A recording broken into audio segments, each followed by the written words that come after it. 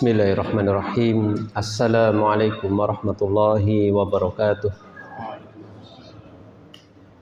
Alhamdulillahi rabbil alamin wa bihi nasta'inu ala umuri dunya waddin. Wa ashhadu an la ilaha illallah wahdahu la syarika lah wa ashhadu anna Muhammadan abduhu wa rasuluhu. Wa sallallahu ala Muhammadin wa ala alihi wa sahbihi ajma'in. Jemaah yang berbahagia, Bapak dan Ibu, saudara dan saudari, adik-adik kaum muslimin yang semoga dirahmati Allah Subhanahu wa taala. Alhamdulillah, kita panjatkan puji syukur kita kepada Allah Jalla wa Ala atas segala limpahan nikmat yang telah diberikan oleh Allah Subhanahu wa taala kepada kita semuanya. Semoga salawat dan salam akan senantiasa terlimpahkan, tercurahkan kepada Nabi kita yang mulia, Nabi Muhammad sallallahu alaihi wasallam. Demikian juga kepada keluarga beliau, para sahabat dan segenap umatnya yang mengikuti ajarannya hingga akhir zaman nanti. Bapak dan Ibu jamaah kaum muslimin yang semoga dirahmati Allah Subhanahu wa taala, kita akan melanjutkan pembahasan atau pembacaan tafsir ringkas surat An-Naba, dan insyaallah ini adalah bagian terakhir dari tafsir surat An-Naba. Kita telah menyelesaikan sampai ayat yang ke-36 atau ayat ke-34 ya. Ayat 34 atau 35 pada kesempatan yang lalu, ayat 35. Insyaallah kita akan lanjutkan dari ayat 36 hingga ayat terakhir, yaitu ayat 40. Ya. Sebelumnya kita baca dulu Bapak Ibu.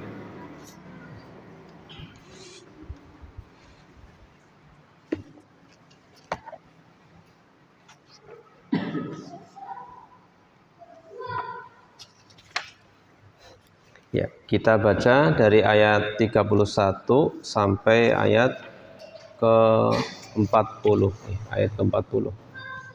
Ya.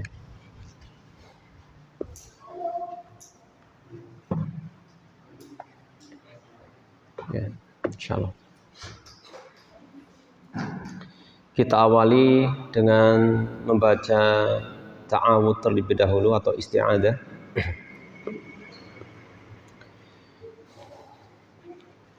A'udzu billahi minasy syaithanir rajim.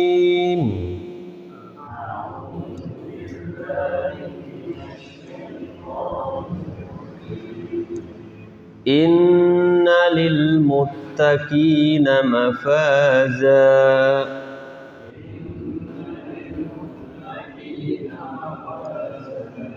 hadaika wa a'naba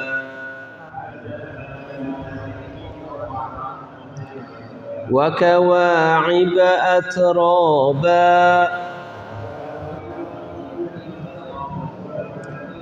wa ka'san dihaqa la yasma'una fiha lahwan wala kidzaba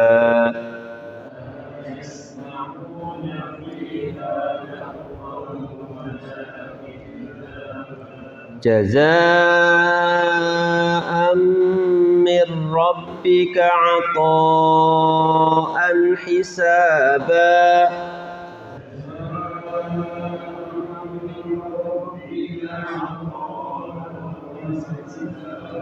Rabbis samawati wal ardi wa ma bainahuma ar-rahmani la yamlikuna minhu khitaba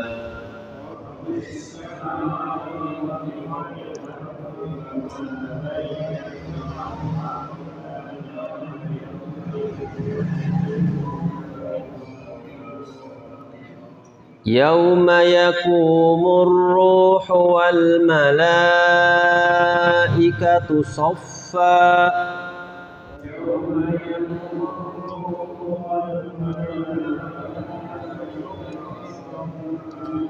لا يتكلمون إلا من أذن له الرحمن وقال صوابا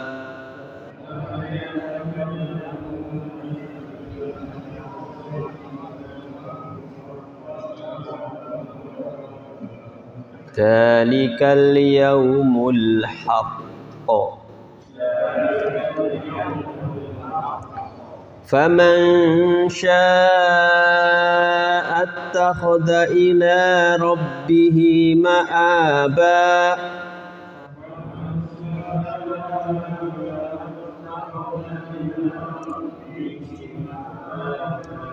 إنا أنذرناكم عذابا قريبا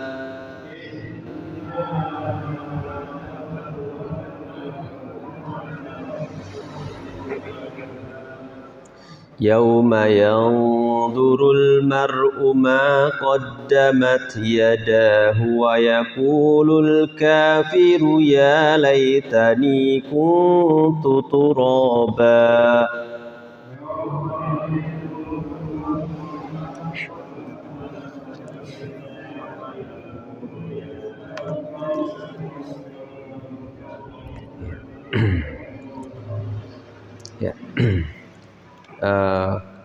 kita masih berkaitan dengan konteks orang-orang yang bertakwa kepada Allah Subhanahu wa taala, yaitu orang-orang yang menjauhi kesyirikan dan kemaksiatan kepada Allah Subhanahu wa taala, takut kepada Allah dan adab dari Allah Subhanahu wa taala. Maka mereka mendapatkan balasan yang mulia di sisi Allah Subhanahu wa taala. Di antaranya disebutkan surga yang disifati dengan tempat kemenangan, tempat kemenangan. Kemudian diberikan kebun-kebun dan anggur. Demikian juga pasangan-pasangan dari bidadari-bidadari yang mereka itu berusia sangat belia, ya, seperti itu. Kemudian juga diberikan gelas-gelas yang penuh dengan berisi minuman. Dan tentunya maksudnya di sini adalah minuman khamr di akhirat. Ya, berbeda keadaan khamr dunia sama khamr akhirat. Dan itu semua adalah balasan dari Allah Subhanahu wa taala. Ya. Dan demikian juga mereka tidak mendengarkan di surga itu lahwan wala kidzaba, percakapan yang sia-sia maupun perkataan dusta. Ya. Bapak dan Ibu jamaah kaum muslimin yang semoga dirahmati Allah Subhanahu wa taala, disebutkan oleh Imam Ibnu Katsir tentang la yasma'una fiha lahwa wala kidzaba. Ini seperti firman Allah Subhanahu wa taala, la lahwun fiha wala ta'thim. Tidak ada ucapan yang sia-sia dan tidak ada perbuatan dosa. Jadi tidak ada di surga itu ucapan yang sia-sia, yang tiada faidahnya. Semuanya itu adalah ucapannya itu bermanfaat semua. Berbeda keadaan dengan di dunia. Ada yang bermanfaat, yang sia-sia juga yang banyak. Yang bohong juga banyak dan seterusnya. Demikian juga yang mengandung perbuatan dosa. Wala itsmu kadzib. Demikian juga di surga itu tidak ada ucapan yang mengandung dosa atau tidak ada perbuatan dosa dan tidak ada kebohongan. Bahkan surga itu disebut dengan Darussalam. Surga itu disebut dengan Darussalam. Semuanya penuh dengan keselamatan. Negeri penuh dengan keselamatan. Ya, keselamatan segala hal keadaannya dari segala sisinya. Dalam ucapan tidak ada ucapan yang kotor, tidak ada ucapan yang sia-sia. Semuanya adalah penuh dengan keselamatan. Salam gitu. Ya. Dan setiap yang ada di surga itu selamat dari kekurangan. Ya, selamat dari kekurangan. Senikmat-nikmatnya kenikmatan dunia, tetap itu ada batas waktunya. Terusan apa? Ya, batas waktunya nggih. Kemudian juga kenikmatannya itu ada berdampak yang lain. Contoh makanan ya, enak-enaknya makanan di dunia itu sementara, nggak mungkin kita makan terus, ya kan? Seenak-enaknya kalau kita makan kebanyakan juga jadi nggak enak. Terus apa? Ada dampaknya apa? Ya bisa kesehatannya, kemudian juga harus dikeluarkan seperti itu, gitu. Harus melalui keringat dan kotoran dan lain sebagainya, dan lain sebagainya. Ini keterbatasan kenikmatan di dunia. Demikian juga ketika kita makan hanya sebatas apa? Kita merasakan nikmat ya di lisan ya. Kalau sudah masuk tenggorokan atau kerongkongan sudah. Apalagi di perut, kita tidak mengatakan ketika sudah di perut enak, itu tidak ada. Ya seperti itu. Sudah nanti jadi kotoran semua. Nah ini kalau di dunia, tetapi kalau di akhirat darussalam. Penuh dengan keselamatan. Dihindarkan atau dijauhkan tidak ada sesuatu yang cacat atau kekurangan seperti itu. Ini di surga. Ya. Ya. Kemudian apa hubungan ditiadakannya penduduk surga itu tidak mendengar ucapan yang sia-sia dan kedustaan? Padahal sebelumnya di surat-surat sebelumnya itu apa hubungannya dengan surat-surat atau ayat-ayat sebelumnya? Apa kaitannya dengan ayat-ayat di ayat-ayat sebelumnya? Kita ulangi ya. Apa kaitannya dengan ditiadakannya atau tidak mendengarnya atau tidak adanya ucapan yang sia-sia yang didengar oleh penduduk surga dikaitkan dengan ayat-ayat sebelumnya? Apa kira-kira Bapak Ibu? Apa sisi kesamaannya? Jadi tatkala penghuni neraka jahanam itu diliputi dengan siksaan yang begitu berat ya, yang dirasakan mengenai seluruh anggota tubuhnya, seperti itu, anggota tubuhnya, seluruh panca inderanya merasakan siksaan tersebut, seperti dibakar, kemudian minumnya dengan air yang panas dan nanah. Mereka mendapatkan siksaan lahir dan batin. Batinnya tersiksa, lahirnya juga tersiksa. Luar dalam disiksa oleh Allah Subhanahu wa taala. Maka demikianlah kebalikannya. Penduduk surga itu dihilangkan gangguan sedikit pun. Gangguan yang paling kecil dihilangkan. Paham nggih? Jadi kalau penduduk atau penghuni neraka itu disiksa yang sedemikian rupa, lahir dan batin, luar dalam disiksa seperti itu. Sedangkan kebalikan yang sangat jauh sekali kondisinya, penduduk surga itu dihindarkan atau dihilangkan gangguan yang meskipun sangat sedikit. Ya, minim-minimnya gangguan di dunia itu apa? Minim-minimnya gangguan di dunia itu apa? Gangguan yang dialami oleh kita itu yang paling minim itu apa? Yang mengganggu kita. Ya ini di ayat ini yaitu apa? Perkataan sia-sia dan dusta. Itu adalah minim-minimnya gangguan. Yang seperti itu ditiadakan oleh Allah Subhanahu wa taala. Bisa ditangkap ya pesan dari ayat ini ya. Ini disebutkan dari Imam Ibnu Ashur. Seperti itu. Jadi minimal gangguan yang biasa manusia alami itu adalah mendengar ucapan yang tidak disukai. Itu kan gangguan gitu. Itu minimal. Itu saja dihilangkan oleh Allah Subhanahu wa taala bagi penduduk surga nanti di surga, seperti itu. Nah, ini tambahan sedikit ya berkaitan dengan la yasma'una fiha lahwa wala kidzaba. Sekarang kita akan masuk ke ayat selanjutnya. Ya. Atau kita ulang sedikit ya. La yasma'una fiha ay fil jannah, yaitu di surga. Mereka tidak mendengarkan di dalamnya. Di dalamnya di sana adalah di surga. Lahwan wala kidzaba, ucapan sia-sia, demikian juga ucapan dusta. La qaulan batilan wala kadzdzaba. Tidak mendengarkan ucapan yang batil, demikian juga kedustaan. Kemudian firman Allah Subhanahu wa taala, jazaa'an mir rabbika ata'an hisaba. Itu semua sebagai ganjaran, pemberian atau pahala dari Allah Subhanahu wa taala. Ata'an hisaba. Itu apa? Pemberiannya cukup banyak. Ya, cukup banyak yang memenuhi mereka, yang mencukupi mereka. Maksudnya apa di sini? Jazahum rabbuhum bidzalika. Allah Subhanahu wa taala, Rabb mereka membalas mereka dengan itu semua. Ya tadi disebutkan di ayat-ayat sebelum ini. Faja'alahu ata'an kafiyan. Allah menjadikan balasan tersebut sebagai balasan yang mencukupi mereka. Membuat mereka itu ridho kepada Allah Subhanahu wa taala. Maka di beberapa ayat disebutkan di surat-surat yang lain kan radhiyallahu anhum wa radu an, ya kan?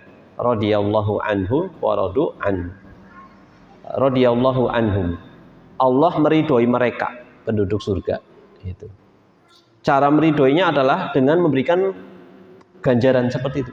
Allah ridho dengan perbuatan amal soleh di dunia, akhirnya dibalas dengan kenikmatan surga. Maka dengan sebab itu balasannya itu jazaa wifaqo. Balasannya apa? Yang mencukupi.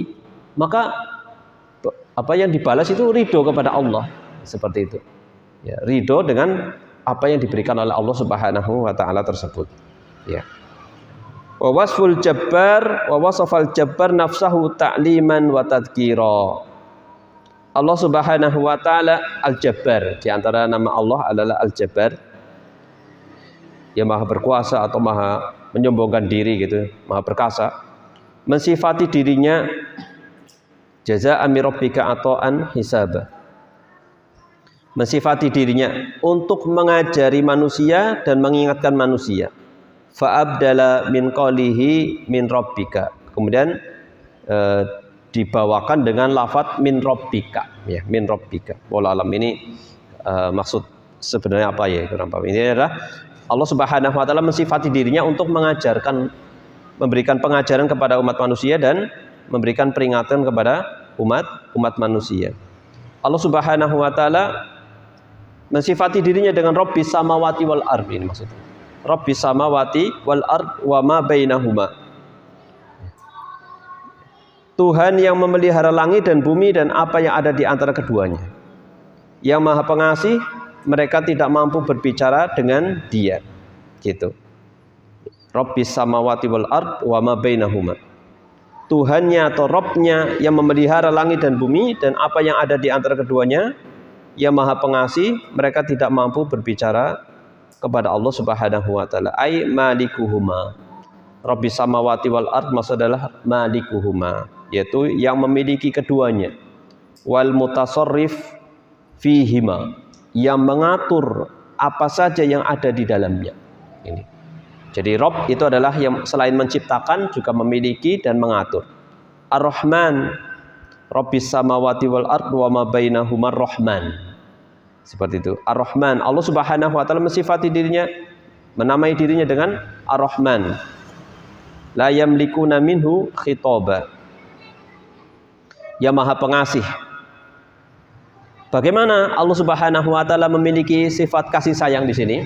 Yaitu Rahmanud dunya wal akhirah wa rahimuha. Yaitu Maha Pengasih di dunia dan di akhirat.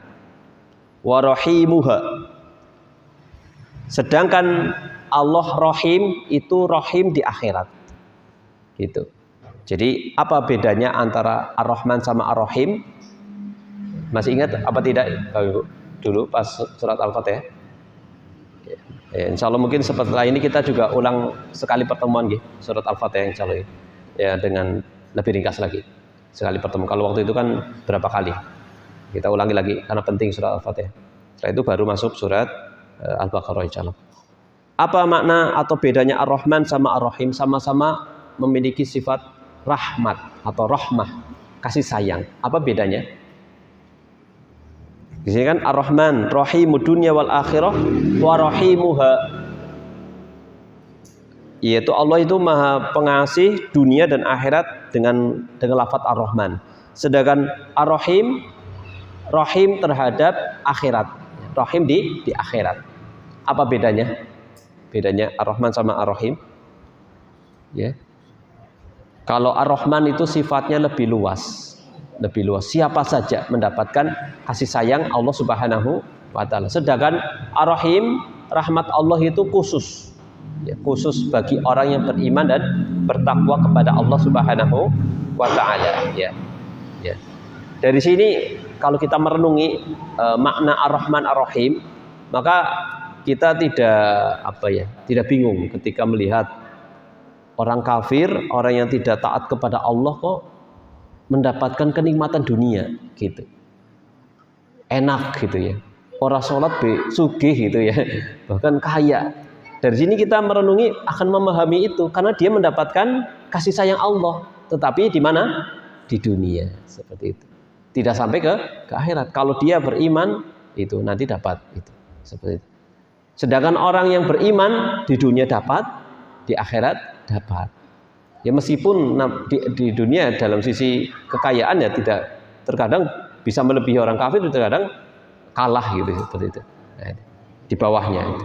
Tetapi tetap mendapatkan. Allah Subhanahu wa taala di dalam sebuah hadis Rasulullah mengatakan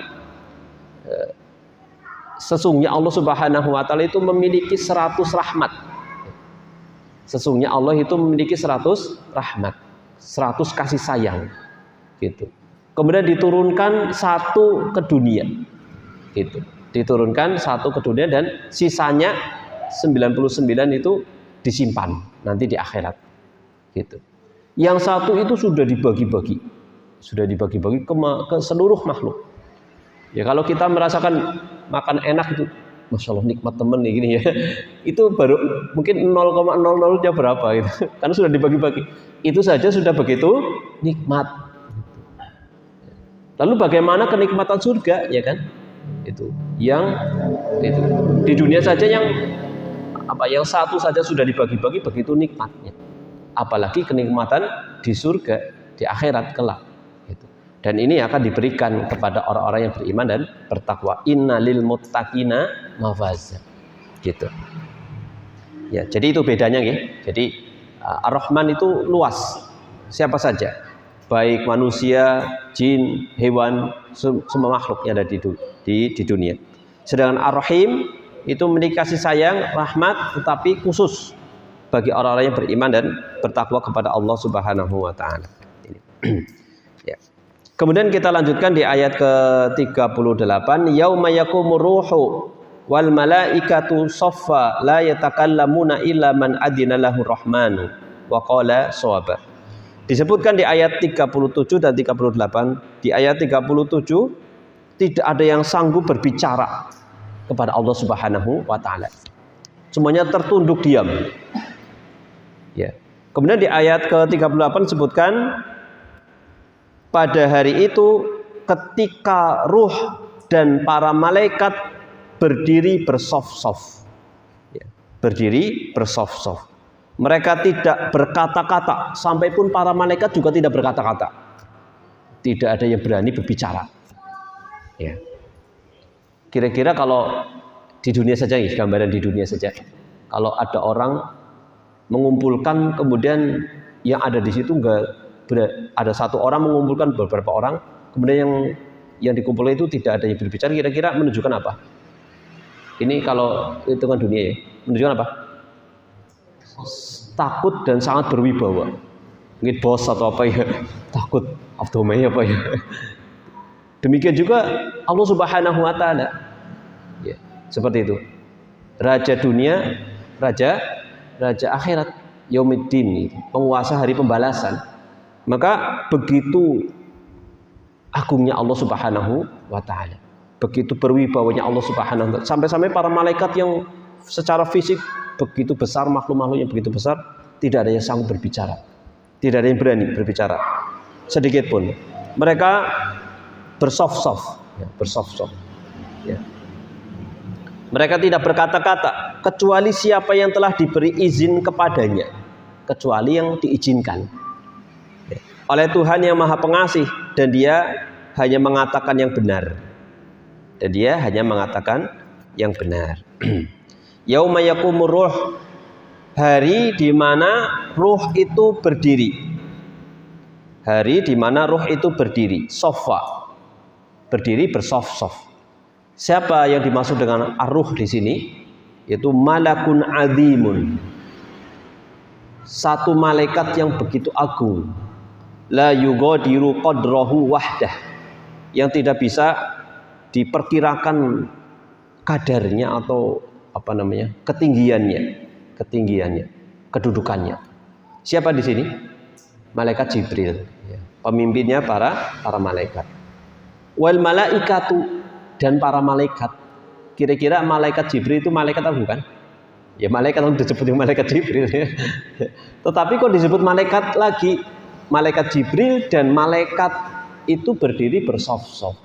Kalau ada lafaz ayat-ayat seperti ini menunjukkan pengistimewaan kepada yang khusus tadi. Berarti kan malaikat Jibril khusus, padahal dia malaikat. Ya. Penyebutan yang khusus bersamaan dengan yang umum menunjukkan yang khusus ini istimewa. Baik itu dalam hal kebaikan atau keburukan. Kalau dalam keburukan juga menunjukkan yang dikhususkan ini sesuatu yang sangat mengerikan ibaratnya. Nah ini seperti itu. Seperti surat Al-Mujadilah. Yarfa'illahu ladina amanu minkum waladina utul ilma darajat.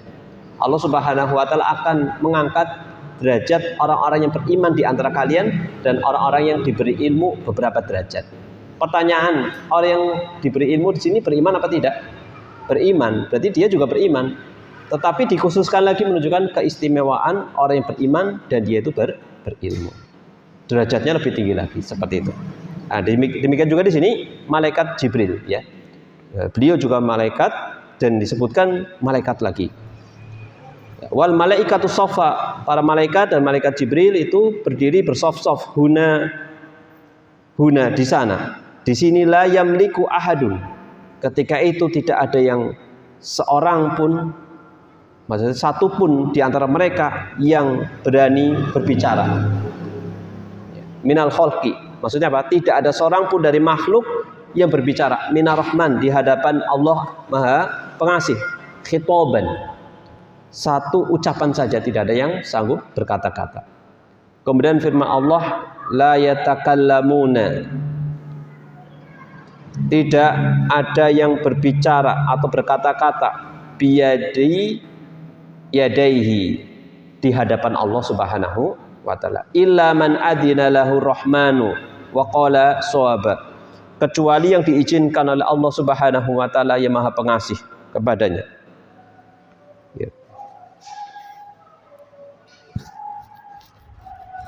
Ya, seperti itu. Qaulan, untuk apa? Diizinkan untuk apa? Berbicara. Shawaba, dan ucapannya itu adalah ucapan yang benar. Wa fi sahihi, disebutkan dalam sahih, kitab sahih, bisa sahih Muslim atau sahih Bukhari, sahih Al-Bukhari. Kemungkinan dua itu. Nah, di sini tidak ada catatan ini.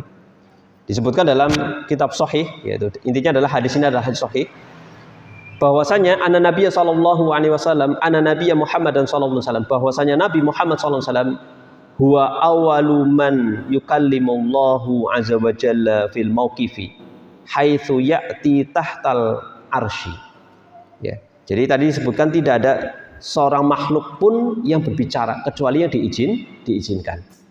Kemudian disebutkan dalam sebuah hadis yang sahih bahwasanya Nabi Muhammad SAW beliau adalah orang yang pertama kali berbicara kepada Allah. Yukallimullah fil mauqif, ya, yang berbicara, ya, seperti itu. Atau yang beliau diizinkan, orang yang pertama kali yang diizinkan untuk berbicara fil mauqif, dalam kondisi seperti itu, dalam kondisi seperti itu. Haitsu ya'ti tahtal arsy, tatkala Allah Subhanahu wa taala datang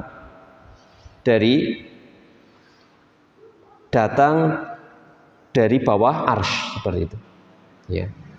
Fayakhiru sajidan, Lalu Nabi Muhammad SAW tersungkur sujud. Ketika Allah datang, beliau tersungkur sujud. Fala yazalu sajidan yahmadullah ta'ala. Beliau terus sujud dan terus memuji Allah Subhanahu wa taala. Ya ini. Bi mahamidin yulhimuha sa'ata idin. Ya. Ya. Beliau terus memuji Allah dengan pujian-pujian yang Allah mengilhamkan kepada Nabi Muhammad SAW ketika itu. Fayaqulu lahu Rabbu ta'ala. Kemudian Allah Subhanahu wa taala berfirman kepada Nabi Muhammad SAW, irfa' ra'sak. Apa? Angkat kepalamu. Ya, seperti itu. Angkat kepalamu. Maksudnya apa ya? Tengadahkan gitu ya. Angkat kepalamu. Was'al tu'ta. Mintalah, niscaya kamu akan diberi. Ini. Jadi washfa' tu syafa'. Nah, ini washfa' tu syafa'. Berilah syafaat, kamu diizinkan untuk memberikan syafaat. Dari sini hadis ini sahih, lafadznya seperti itu. Menunjukkan apa Ibu? Bahwasanya syafaat itu sejatinya yang memberi itu siapa? Allah Subhanahu wa taala. Rasulullah hanya diizinkan untuk ini. Diizinkan untuk memberi. Itu syafaat, kamu itu diberikan izin untuk memberikan syafaat. Jadi syafaat itu milik Allah Subhanahu wa taala. Jadi kita mintanya kepada siapa? Allah Subhanahu wa taala. Di antara cara supaya kita bisa mendapatkan syafaat banyak mengucapkan sholawat kepada Rasulullah SAW, kemudian juga berdoa setelah adzan, menjawab adzan, kemudian berdoa setelah itu. Nah ini. Menunjukkan apa? Syafaat itu pertama kepada orang yang diizinkan dan kepada orang yang Allah ridhoi, seperti itu. Ya. Orang yang paling berhak mendapatkan syafaat kata Nabi Muhammad SAW adalah orang yang mentauhidkan Allah Subhanahu wa taala. Ini yang pertama kali yang paling berhak mendapatkan syafaat. Jadi ketika itu kondisi sangat mengerikan. Orang itu bingung, ini gimana nasib saya? Maka Rasulullah angkat kepalamu, kemudian minta, kamu akan diberi, dan berilah syafaat, kamu sudah diizinkan. Ini namanya syafaatul uzma. Itu syafaatul uzma, syafaat yang besar, seperti itu. Ketika manusia sangat membutuhkan pertolongan. Ya. Ini. Kemudian di ayat ke-39 disebutkan Allah berfirman, "Dzalikal yaumul haq." Dzalikal yaumul haq. Itulah hari yang pasti terjadi. Faman syaa'a attakhadha ila rabbih ma'aba. Maka barang siapa menghendaki, niscaya dia menempuh jalan kembali kepada Tuhannya. Dzalikal yaumul haq alladzi la miryata fihi, tidak ada keraguan di dalamnya, wala syak, tidak ada syak atau keraguan, kebimbangan di dalamnya. Wa huwa yaumul fasli, yaitu hari apa? Perhitungan, hari penentuan, seperti itu. Hari keputusan. Wa bina'an alaihi, berdasarkan hal ini, faman syaa'a attakhadha ila rabbih ma'aba. Maka ketika manusia itu memahami akan adanya hari yang seperti ini, hendaknya dia itu faman syaa'a attakhadha ila rabbih ma'aba, menempuh jalan kembali kepada Tuhannya supaya nanti apa? Mendapatkan keberuntungan. Marja'an ilaihi bil imani wa ta'ah, hendaknya dia itu menempuh jalan kembali kepada Allah, kembali kepada Allah dengan apa?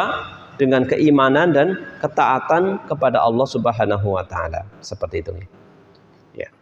Kemudian di ayat ke-40 ditutup, di ayat 40 ini penutup dari surat An-Naba. Setelah itu kita sampaikan kesimpulannya. Inna andzarnakum adzaba qariba yauma yanzurul mar'u ma qaddamat yadahu wa yaqulul kafiru ya laitani kuntu turaba. Sesungguhnya kami telah memperingatkan kepadamu orang kafir azab yang dekat pada hari manusia melihat apa yang telah diperbuat oleh kedua tangannya. Dan orang kafir berkata, alangkah baiknya seandainya dahulu aku jadi tanah saja. Alangkah baiknya aku jadi tanah saja. Bagaimana di sini penafsirannya? Firman Allah Subhanahu wa taala, inna andzarnakum adzaban qariba. Sesungguhnya kami telah memperingatkan kepada kalian suatu azab yang dekat. Ai khawafnakum adzaban qariba jidda. Qariban jiddan. kami telah memberikan rasa takut, menakut-nakuti kalian dengan azab yang dekat, yang sangat dekat. Yabtadi bil mauti, yang diawali dengan kematian. Wala yantahi abadan, dan tidak ada usainya selama-lamanya, tidak akan berakhir. Azab tersebut tidak akan berakhir selama-lamanya.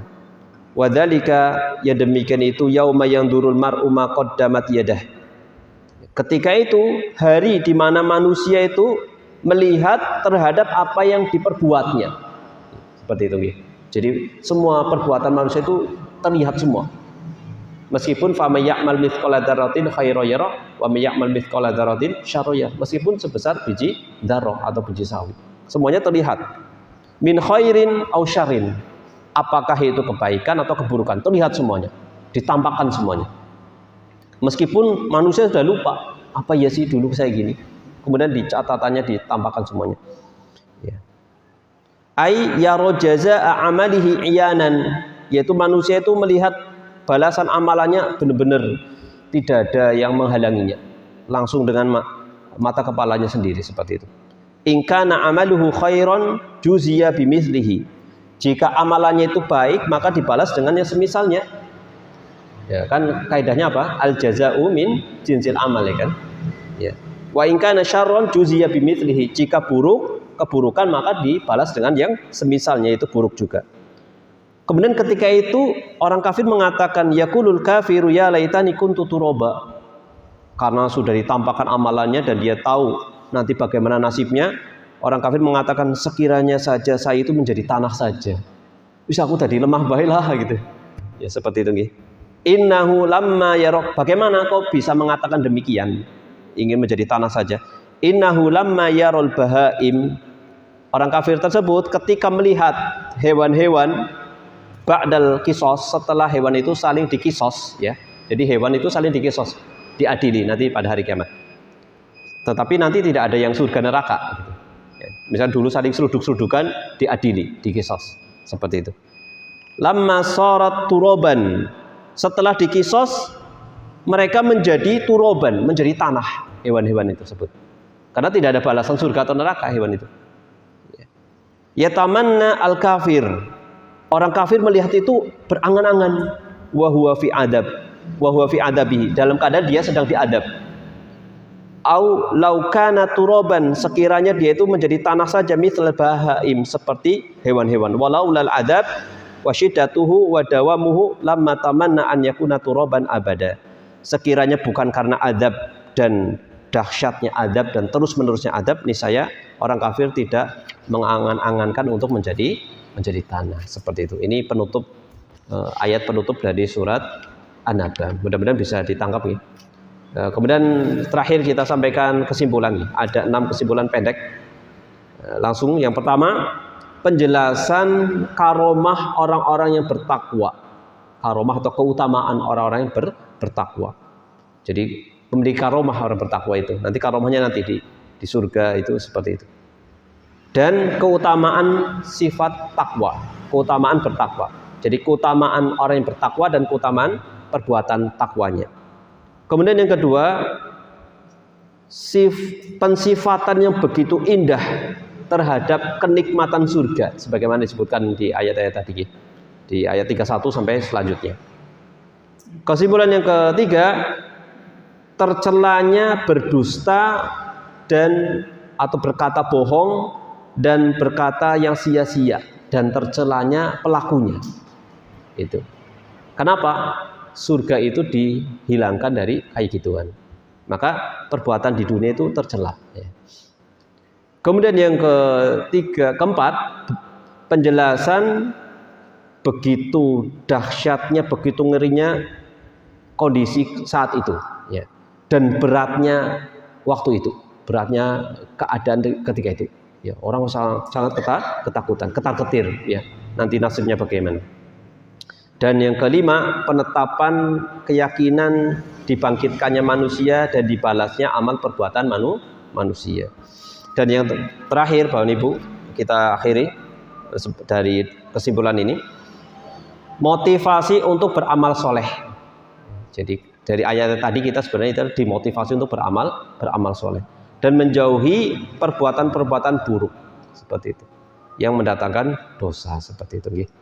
Ya, mudah-mudahan bermanfaat apa yang disampaikan. Insya Allah pada kesempatan yang akan datang kita lanjut juz 1 ya, juz 1 ya. Semoga bisa nyambung sampai juz 30 lagi suatu ketika wallahu alam. Tapi kita ulang dulu surat Al-Fatihah satu kali pertemuan insya Allah dengan yang lebih ringkas, insyaallah taala. Setelah itu baru masuk surat surat Al-Baqarah insyaallah taala. Demikian Bapak Ibu, wabillahi taufik wal hidayah. Subhanakallahumma bihamdika asyhadu an la ilaha illa anta astaghfiruka wa atubu ilaik. Wa sallallahu ala Muhammadin wa ala alihi wa sahbihi wa barak wasallam. Wassalamualaikum warahmatullahi wabarakatuh.